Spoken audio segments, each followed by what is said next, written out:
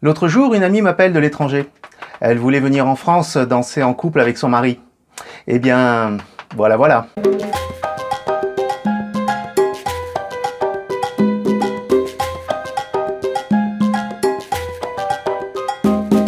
Cher ami de l'étranger, voici ce que je peux te répondre. Tu voudrais venir en France danser le swing avec ton mari, mais tu sais bien que chez nous c'est encore interdit. Et oui, déconfinement oblige.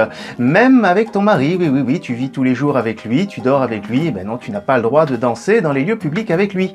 Oui, c'est sûr que si la danse c'est le seul moyen pour qu'il te touche en ce moment et que tu es un peu en manque, c'est un peu râpé. Enfin si, tu peux danser avec lui, mais il faut que vous vous teniez à 2 mètres de distance l'un de l'autre.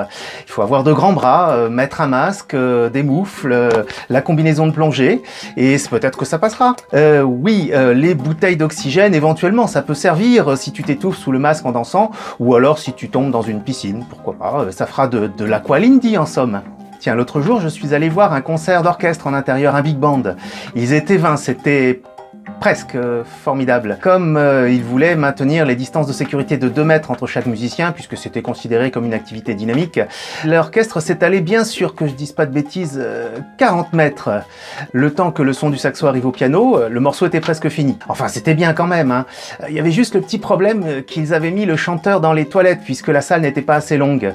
Alors du coup, on l'entendait pas trop bien quand on tirait la chasse d'eau. Comment ça, tu as vu des vidéos de rassemblements de danse à deux en France?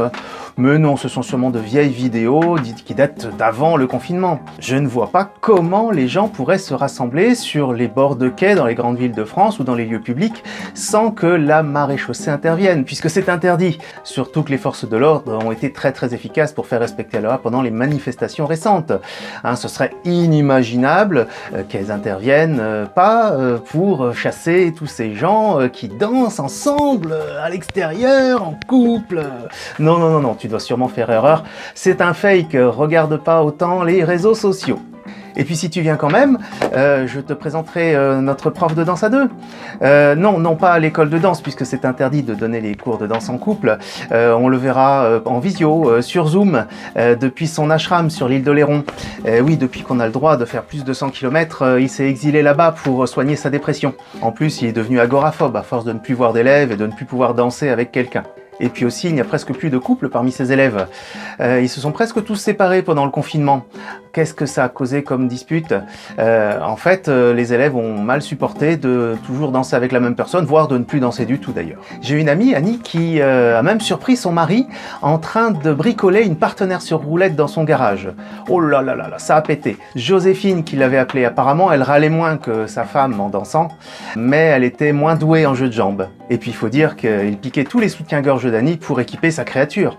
Elle n'a pas supporté. En ce moment, elle danse avec son nouveau partenaire, un aspirateur Dyson. Bon, il a un style un petit peu poussiéreux, mais il paraît qu'il a du souffle. Le confinement, ça rend zinzin. Bon allez, je te laisse. On se revoit bientôt pour ne pas danser ensemble, si je te reconnais sous ton masque, évidemment. Bon, je te fais pas la bise, je te fais un petit frétillement de la main. Voilà. Voilà. Ou alors peut-être un check du coude, tiens, hein. Ah, merde, saleté de virus.